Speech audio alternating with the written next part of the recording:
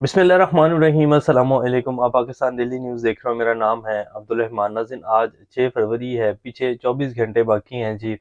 और 8 फरवरी को इस टाइम तक पोलिंग का जो टाइम है वो ख़त्म हो चुका होगा और इसके बाद रिज़ल्ट्स आना शुरू हो जाएंगे।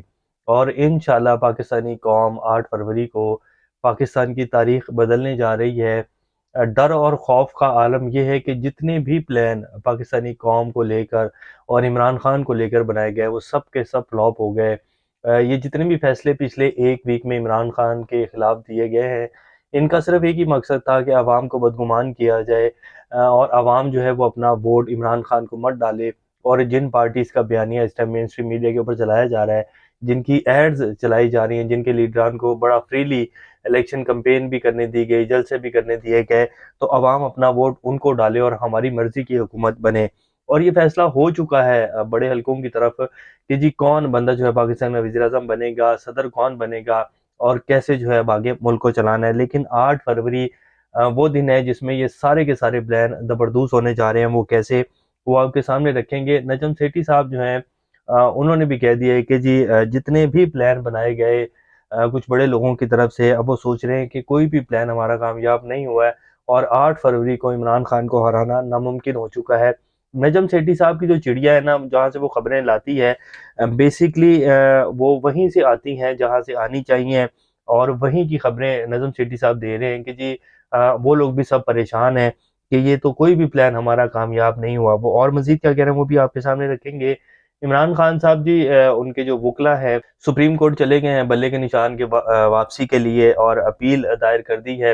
वो उस अपील की तफसील भी आपके सामने रखेंगे। बुशरा बीबी ने भी एक अपील जो है वो दायर की है, दरख्वास्त दायर की है इस्लामाबाद हाई कोर्ट में कि जी जो मुझे बनी गाला शिफ्ट किया गया है, मुझे अडयाला जेल में वापस शिफ्ट किया जाए। 9 मई के केसेस के हवाले से डॉक्टर यास्मीन राशिद, महमूद रशीद और एक और एजाज चौधरी, सॉरी, उनके ऊपर जी फर्द जुर्म आयद कर दी गई है। इसी तरह इमरान खान के खिलाफ और शेख रशीद के खिलाफ जी वादा माफ गवाहों की जो फहरिस्त है वो आपके सामने आ चुकी होगी। वासी क्यूम, सदाकत अब्बासी और भी काफ़ी सारे लोग जो हैं सामने आते जा रहे हैं। तो 9 मई को बड़े सीरियस उसमें जो है वो आगे लेकर चला जा रहा है। शायद 9 मई के जो मुकदमात हैं उनमें इमरान खान को कोई लंबी सज़ा दी जाएगी जिस तरह चलाए जा रहे हैं। हालांकि इमरान खान तो उस दिन जेल में थे, लेकिन फिर भी उनको उन केसेस में जो है घसीटा जा रहा है।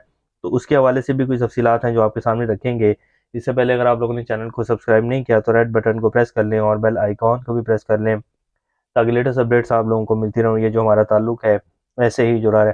सबसे पहले जी तहरीक इंसाफ ने सुप्रीम कोर्ट में बल्ले का इंतखाबी निशान वापस लेने के लिए नज़रसानी अपील दायर कर दी है और कहा है कि सुप्रीम कोर्ट अपना 13 जनवरी का फैसला वापस ले और जो पिशावर हाई कोर्ट ने फैसला दिया था उसको बहाल करे।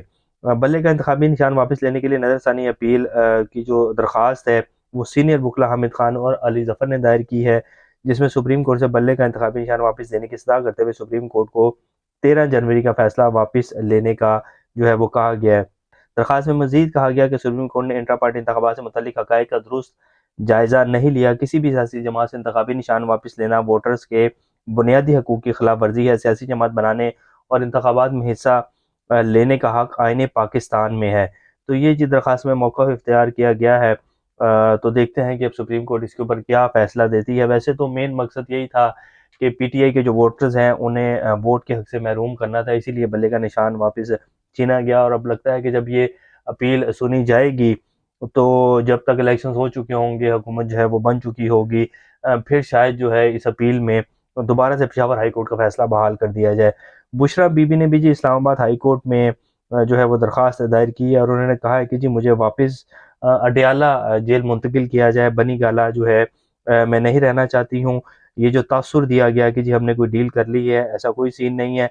मुझे उस दिन जो है रात 10 बजे तक जो है वो बिठाया गया अडयाला जेल में और बाद में जो है डिप्टी कमिश्नर इस्लामाबाद जो है उन्होंने एक नोटिफिकेशन जारी कर दिया कि जी सब जेल करार दिया जा रहा है बनी गालों को।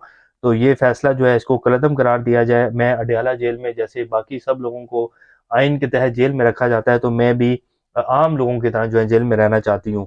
तो वो जो तासुर और जो बयानिया और फिर बड़े-बड़े सीनियर सहाफ़ी बैठ के ये कह रहे थे, जिनमें बड़े-बड़े नाम हैं जी सहाफ़त के, वो ये कह रहे थे कि जी इमरान खान की डील हो चुकी है, बुशरा बीबी जो गई हैं ये सारा डील ही है, इमरान खान ने आँख झपक दी है, इमरान खान जो है वो झुक गए हैं।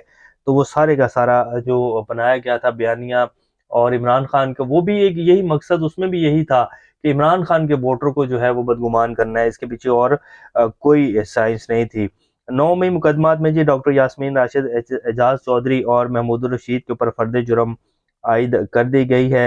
इंसदाद दहशतगर्दी अदालत ने समाअत हुई है और फर्द जुर्म आयद कर दिया। अदालत ने मुलजिमान का जेल ट्रायल करने का हुक्म दे दिया है और आइंदा समाअत पर गवाहान को तलब कर लिया। वाज़ेह है कि मुलजिमान के खिलाफ थाना सरवर रोड और शादमान पुलिस ने मुकदमा दर्ज कर रखे हैं। तो यास्मीन राशिद की वीडियोस तो मौजूद हैं जी, जिसमें वो बाकायदा अनाउंस कर करके कह रही हैं कि नहीं जी हमने कोई तोड़ फोड़ नहीं करनी, आप प्लीज़ बाहर आ जाएं, आप ऐसा मत करें। लेकिन फिर भी जो है वो मुकदमा दर्ज कर दिए गए हैं। ये इसी तरह ही चलेगी जी, जैसे आज तक पाकिस्तान में बहुत सारी जीआईटी सामने नहीं आ सकी। मॉडल टाउन की जो जीआईटी थी, जो रिपोर्ट थी, वो बाकायदा आज तक जो है पब्लिक नहीं की गई। इसी तरह महमूद रहमान कमीशन की रिपोर्ट, बहुत सारी रिपोर्ट्स जिनमें असल हाथ जो है वो सामने आते हैं कि ये सारी वारदात करने के पीछे कौन था, असल जराइम पेशा अफराद कौन थे। जब उनके चेहरे बेनकाब होने का खतरा होता है तो वो सारी की सारी रिपोर्टें जो है वो तारीख की उसमें जो है डस्टबिन में डाल दी जाती हैं। इसी तरह ये भी नहीं सामने आएगा, कभी नहीं सामने आएगा कि 9 मई वाकयात में असल कौन से लोग मुलविस थे और क्यों जो है उस दिन पुलिस आराम से बैठी हुई थी, क्यों जो है ऑर्डर्स नहीं दिए जा रहे थे। तो ये रिपोर्ट कभी नहीं सामने आएगी। बस इसी तरह दबड़ गुजरनी के साथ जो है वो आगे चलाया जाएगा निज़ाम को, और फिर बात वहीं आके रुकेगी कि जब 3 साल पूरे हो गए हैं, अब कौन से जो है वो आएंगे, बड़ी शख्सियत आएंगी और कौन जो है वो आगे लेकर चलेगा निज़ाम को। आप लोग बेहतर समझदार हैं। शाहीन साहबाई साहब कहते हैं कि जी लो जी, ये जो नजम सेठी साहब फरमाते हैं कि हुकूमत के सारे हथियार इमरान खान को बदनाम करने और इनके खिलाफ फैसले देने के बाद बुरी तरह फेल हो गए हैं, और अब जो बड़े लोग हैं वो ये सोच रहे हैं कि हमने तो जितने भी प्लान बनाए थे, हम जितना गंदा कर सकते थे, जितनी नीचे हम गिर सकते थे हम गिरे हैं, लेकिन फिर भी कोई जो है वो टस से मस नहीं हो रही है। अवाम तो वहीं खड़ी है, वोटर तो बिल्कुल भी जो है बल्कि मजीद हमायती वोट जो है इसके साथ जुड़ गया है। तो इमरान खान साहब जो हैं उनको 8 फरवरी इलेक्शन के नतीजे में हराना नामुमकिन हो चुका है, और कुछ नहीं समझ आ रहा कि अब क्या होगा क्या नहीं होगा। तो बात वही है कि जी अब हुकूमत जो है वो पाकिस्तानी अवाम की मर्जी से ही आएगी। ये जो मर्जी भी कर लें, ये जितना कुछ पिछले 1 हफ्ते 10 दिन के अंदर किया गया है ना, सिर्फ और सिर्फ आवाम को बदगुमान करने के लिए। जितना मीडिया के ऊपर बयानियां चलाया गया कि इमरान खान ये है, इमरान खान भी इन्हीं जैसा सियासतदान है। बहुत सारे मीडिया चैनल्स के ऊपर आपने सुना होगा कि इमरान खान के भी जो है कारनामे बहुत ज़्यादा हैं, बहुत सारी चीज़ें अभी तो हम सामने नहीं लाते हैं, और इमरान खान ने बहुत कुछ गलत किया है। इमरान खान की जो है माजी बहुत बुरा था, ये था वो था, बेबहा जो है इल्ज़ामात और बेबुनियाद बयानियां जो है आपने सुना होगा। उसका सिर्फ और सिर्फ मकसद यही था कि अवाम को जो है मुतनफ़र किया जाए, अवाम को बदगुमान किया जाए, कि अवाम 8 फरवरी को भरपूर तादाद में निकल कर वोट ना डालें। लेकिन वो सारे के सारे प्लान जो है वो ठुस हो रहे हैं, और 8 फरवरी को इंशाल्लाह पाकिस्तान की तारीख बदलने जा रही है। तो ये जी आज का ब्लॉग था। इंशाल्लाह नेक्स्ट अपडेट के साथ दोबारा आप लोगों के सामने हाज़िर होंगे। तब तक अपना और इस चैनल का ख्याल रखिएगा। अल्लाह हाफ़िज़।